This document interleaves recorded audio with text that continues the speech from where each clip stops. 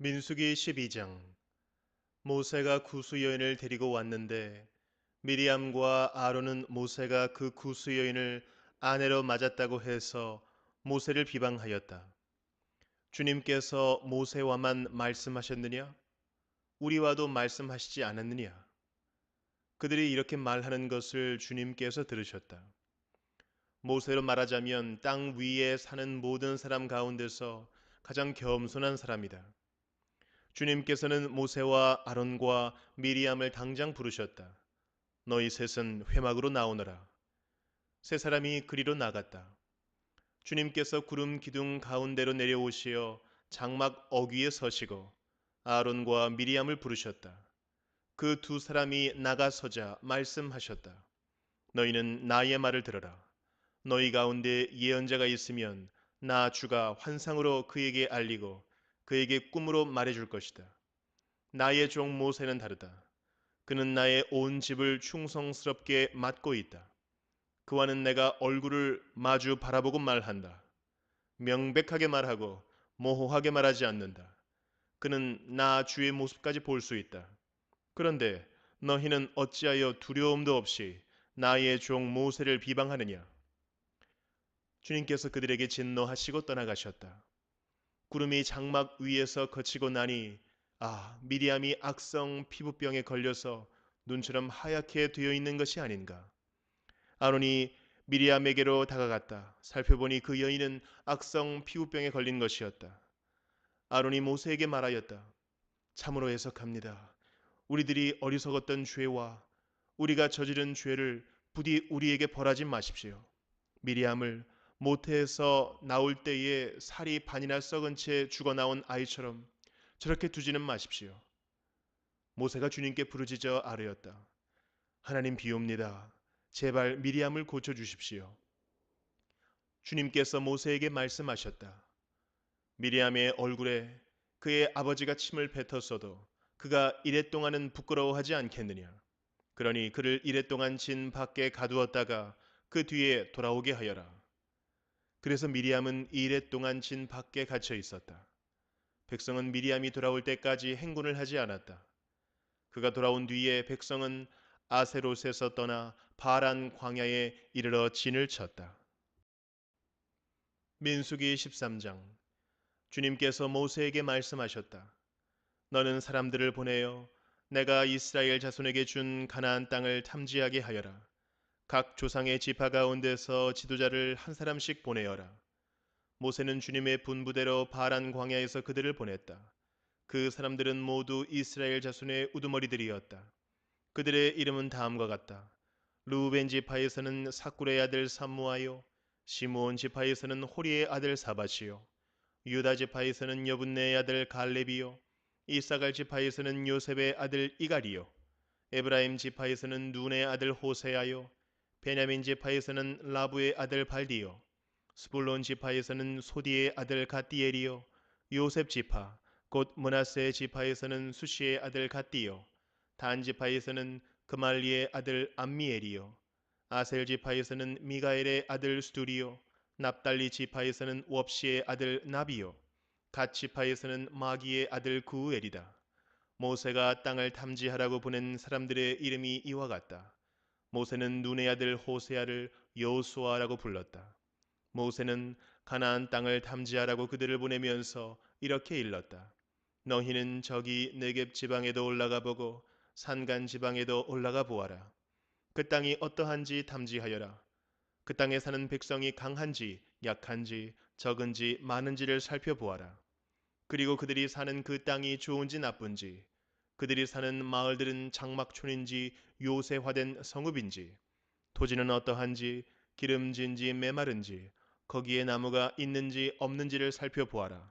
담대하게 행동하여라. 그리고 그 땅에 과일을 가져오너라. 때는 바야흐로 포도가 처음 익을 무렵이었다. 그들은 올라가서 신 광야에서부터 하맛 어귀 르홉에 이르기까지 그 땅을 탐지하였다. 그들은 또 네겝 지방으로 올라가 헤브론에 이르렀다.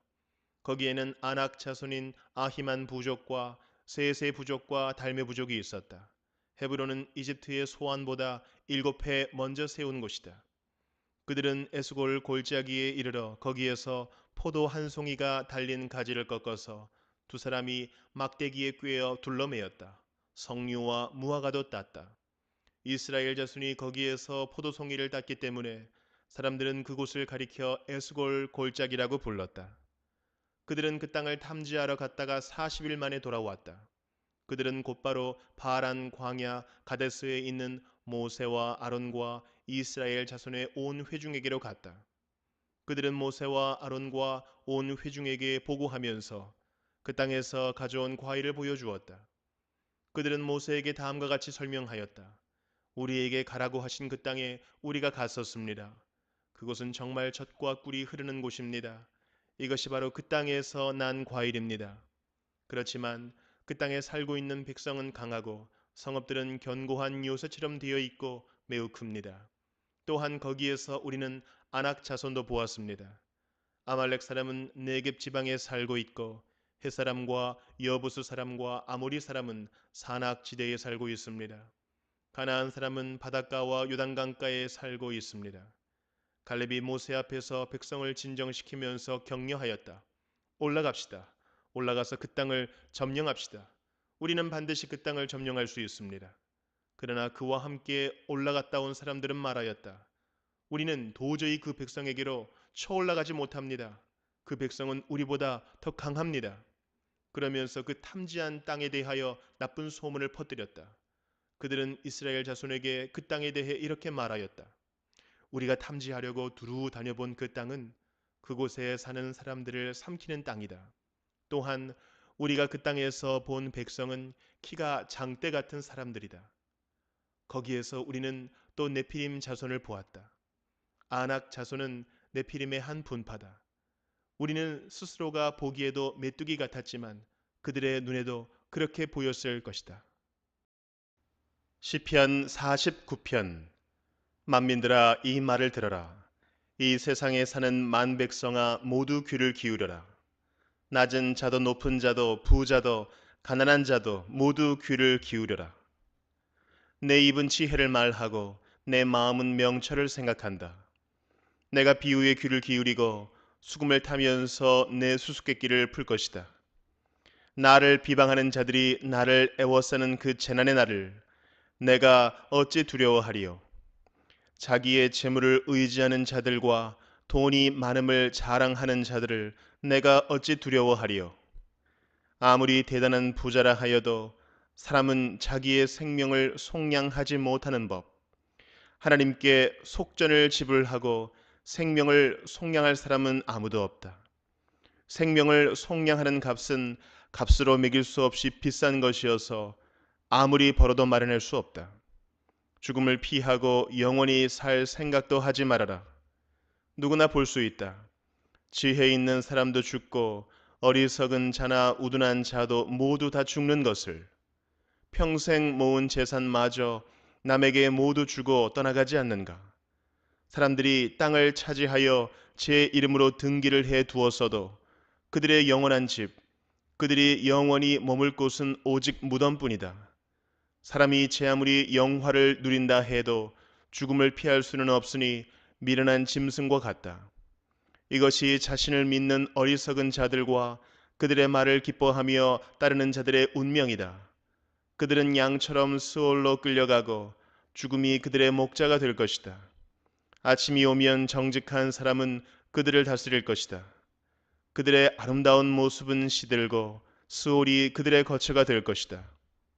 그러나 하나님은 분명히 내 목숨을 건져주시며 스올의 세력에서 나를 건져주실 것이다. 어떤 사람이 부자가 되더라도 그 집의 재산이 늘어나더라도 너는 스스로 초라해지지 말아라.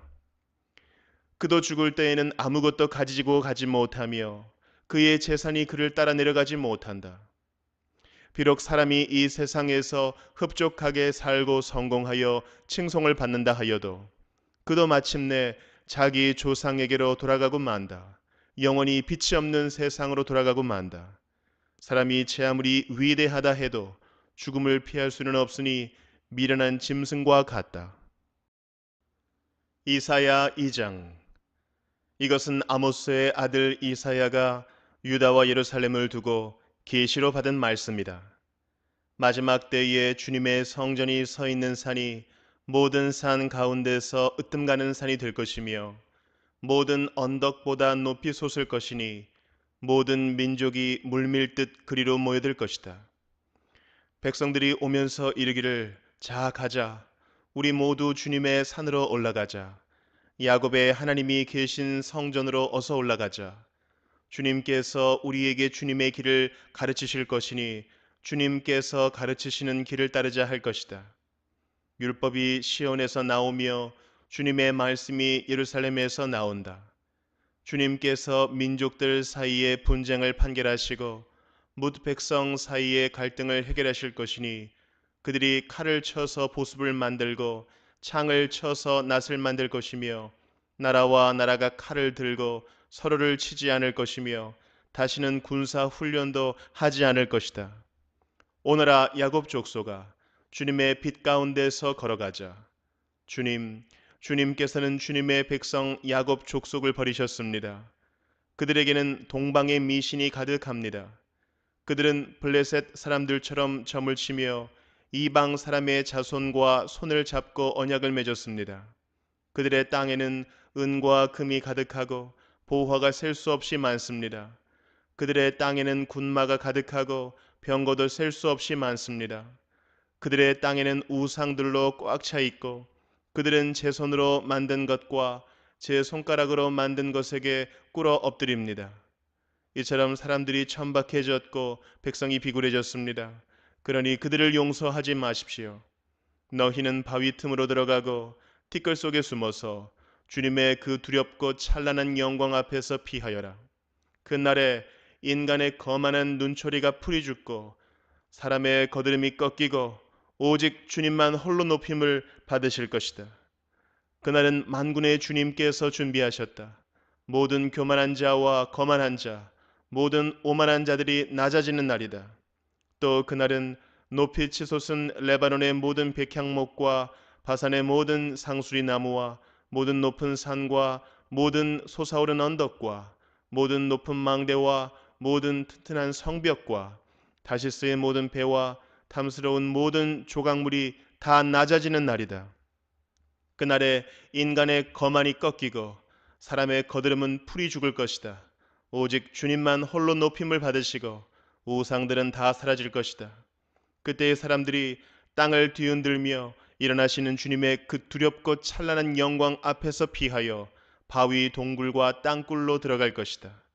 그날이 오면 사람들은 자기들이 경배하려고 만든 은우상과 금우상을 두더지와 박쥐에게 던져버릴 것이다.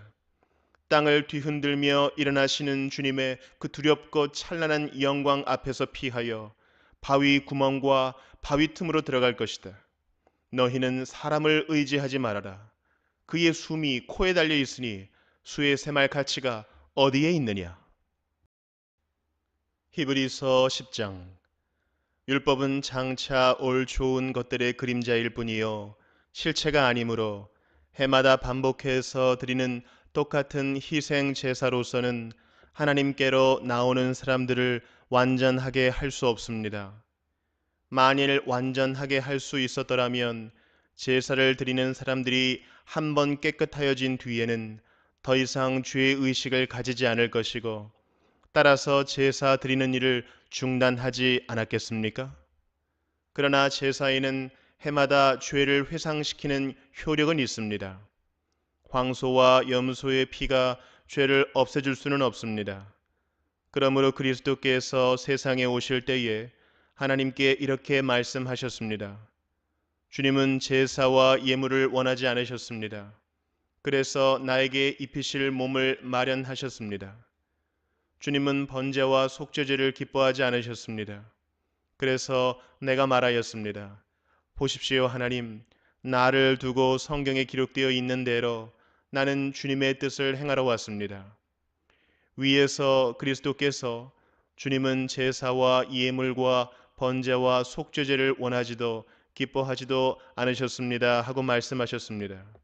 이런 것들은 율법을 따라 드리는 것들입니다. 그 다음에 말씀하시기를 보십시오. 나는 주님의 뜻을 행하러 왔습니다 하셨습니다. 그리스도께서는 두 번째 것을 세우시려고 첫 번째 것을 폐하셨습니다. 이 뜻을 따라 예수 그리스도께서 자기 몸을 단번에 들이심으로써 우리는 거룩하게 되었습니다. 모든 제사장은 날마다 제단에 서서 직무를 수행하면서 똑같은 제사를 거듭 드리지만 그러한 제사가 죄를 없앨 수는 없습니다. 그러나 그리스도께서는 죄를 사하시려고 단 한 번의 영원히 유효한 제사를 드리신 뒤에 하나님 오른쪽에 앉으셨습니다. 그리고서 그는 그의 원수들이 그의 발 아래에 굴복할 때까지 기다리고 계십니다. 그는 거룩하게 되는 사람들을 단 한 번의 희생 제사로 영원히 완전하게 하셨습니다. 그리고 성령도 우리에게 증언하여 주십니다. 먼저 이렇게 말씀하셨습니다. 주님께서 말씀하신다. 그날 이후에 내가 그들에게 세워줄 언약은 이것이다. 나는 내 율법을 그들의 마음에 박아주고 그들의 생각에 새겨주겠다. 또 나는 그들의 죄와 불법을 더 이상 기억하지 않겠다. 죄와 불법이 용서되었으니 죄를 사하는 제사가 더 이상 필요 없습니다. 그러므로 형제자매 여러분, 우리는 예수의 피를 힘입어서 담대하게 지성소에 들어가게 되었습니다. 예수께서는 휘장을 뚫고 우리에게 새로운 살 길을 열어주셨습니다. 그런데 그 휘장은 곧 그의 육체입니다. 그리고 우리에게는 하나님의 집을 다스리시는 위대한 제사장이 계십니다. 그러니 우리는 확고한 믿음을 가지고 참된 마음으로 하나님께 나아갑시다. 우리는 마음에다 예수의 피를 뿌려서 죄책감에서 벗어나고 맑은 물로 몸을 깨끗이 씻었습니다. 또 우리에게 약속하신 분은 신실하시니 우리는 흔들리지 말고 우리가 고백하는 그 소망을 굳게 지킵시다. 그리고 서로 마음을 써서 사랑과 선한 일을 하도록 격려합시다. 어떤 사람들의 습관처럼 우리는 모이기를 그만하지 말고 서로 격려하여 그날이 가까워 오는 것을 볼수록 더욱 힘써 모입시다. 우리가 진리에 대한 지식을 얻은 뒤에도 짐짓 죄를 짓고 있으면 속죄의 제사가 더 이상 남아있지 않습니다.